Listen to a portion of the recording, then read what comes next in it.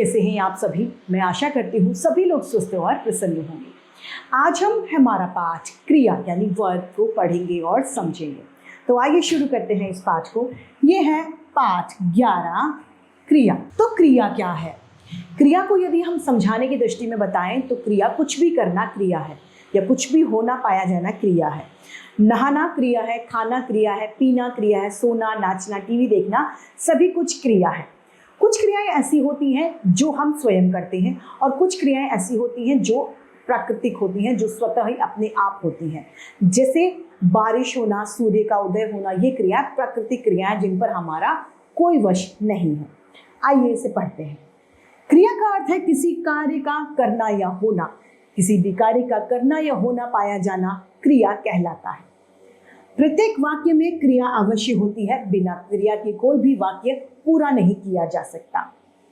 मोर नाच रहा है, राधा खाना खा रही है, पंकज हंस रहा है। यहाँ पर नाच रहा, खा रही और पंकज हंस रहा है, ये सब क्या है? क्रिया है। क्रिया के अतः ये कहा जा सकता है कि वाक्य में जिन शब्दों से किसी कार्य का करना या होना का पता चलता है, क्रिया कहलाती है। क्रिया का मूल रूप धातु है। क्या है? धातु। प्रत्येक क्रिया का मूल रूप होता है। यह रूप काल, अवस्था, लिंग के अनुसार परिवर्तित होता रहता है। क्रिया के मूल रूप को ही धातु कहते हैं। क्या कहते हैं? धातु। क्रिया के विभिन्न रूप धातु से ही बनते हैं। जैसे खा धातु है तो खा या क्या बन गई? क्रिया।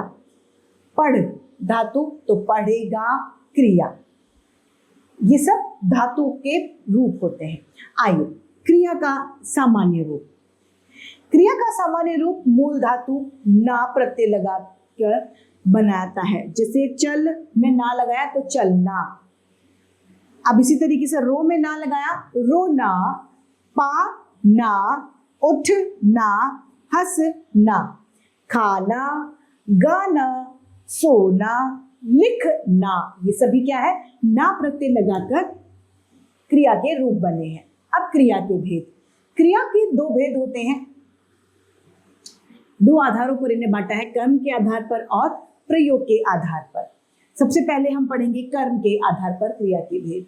कर्म के आधार पर क्रिया के दो भेद होते हैं, अकर्मक क्रिया तथा सकर्मक क्रिया। पहला है अकर्मक क्रिया। जिन क्रियाओं में कर्म की आवश्यकता नहीं होती वे क्रियाएं अकर्मक क्रिया कहलाती हैं, या ये कहें कि जिन क्रियाओं में कर्म का अभाव होता है, जिनमें कर्म साथ में नहीं होता, वे अकर्मक क्रियाएं कहलाती हैं। जैसे आना, जाना, पढ़ना, बैठना, सोना, नहाना, ये सभी अकर्मक क्रिया है।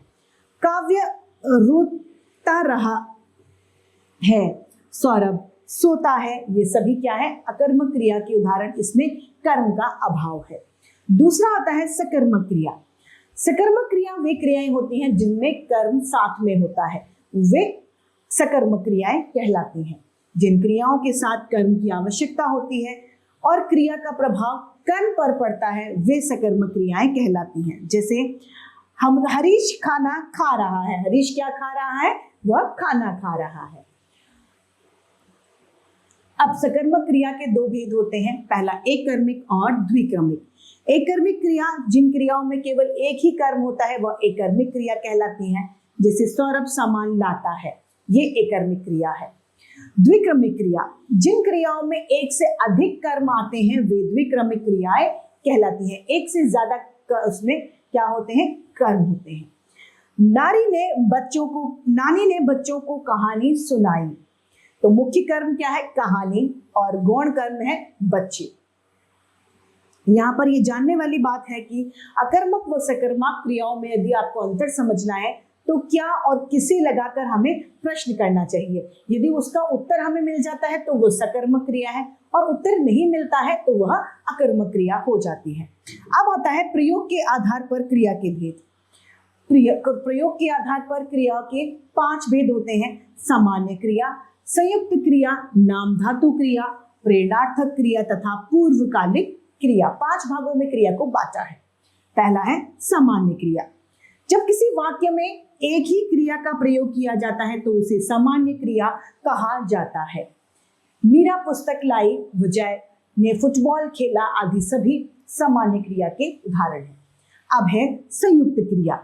जब वाक्य में दो या दो से ज्यादा क्रियाएं मिलकर किसी को पूर्ण कराने का, क्रिया करने का बोध कराती हैं, वे क्या कहलाता है? संयुक्त क्रिया कहलाता है।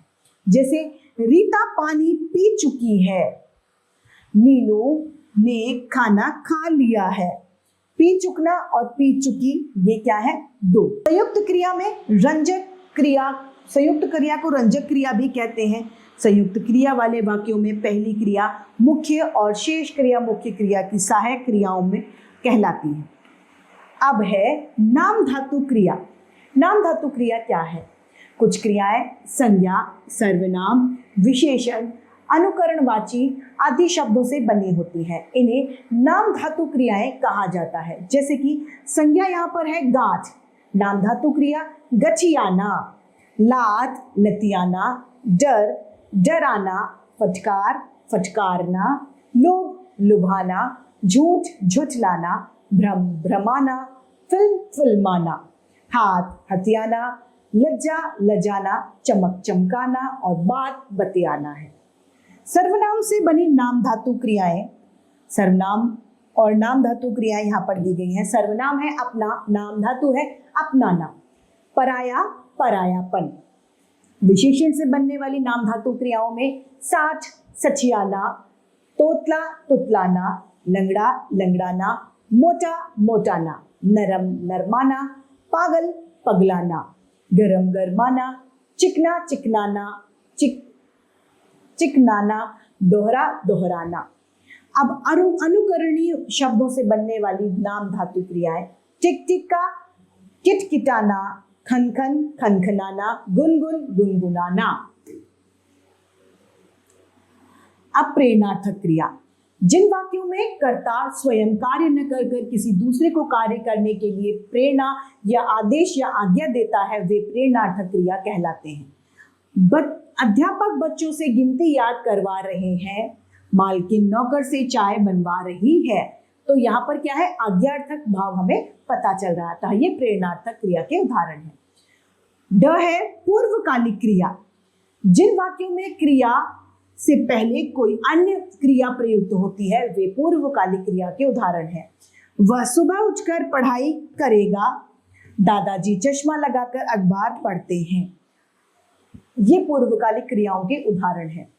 पूर्वकालिक क्रिया बनाने के लिए धातु के आगे कर लगाते हैं। जैसे खा कर, पढ़ कर, चल कर, देख कर आदि इसके उदाहरण हैं। यहाँ ये जानने वाली बात है कि क्रिया के वे रूप जो कृत प्रत्यय के योग से बनते हैं उन्हें कृतंत क्रिया कहते हैं। कृत प्रत्यय है आ, ता, कर आदि। कृतंत क्रिया तीन प्रकार की होती है। भूतकालिक कृतंत प्रत्यय जैसे चल आ चला, जल आ जला। अब पूर्वकालिक क्रिया में कैसे करेंगे? जल फिर कर जोड़ देंगे तो जल कर, पल कर पल कर। वर्तमान में कृतंत क्रिया कैसी है? जल ता सजता। तो इसी के साथ ये पाठ समाप्त होता है। आइए इसे संक्षेप में दोहरा लें। शब्द के जिस रूप से किसी कार्य के करने या होने का बोध होता है, क्रिया कहलाती है। क्रिया के मूल रूप को धातु कहा जाता है। कर्म के आधार पर क्रिया के दो भेद होते हैं, सकर्मक क्रिया तथा अकर्मक क्रिया। सकर्मक क्रिया दो प्रकार की होती है, एक कर्मिक तथा द्विकर्मिक। प्रयोग के आधार पर क्रिया के भेद 5 होते हैं: सामान्य क्रिया, संयुक्त क्रिया, नाम धातु क्रिया, प्रेरणार्थक क्रिया तथा पूर्वकालिक क्रिया।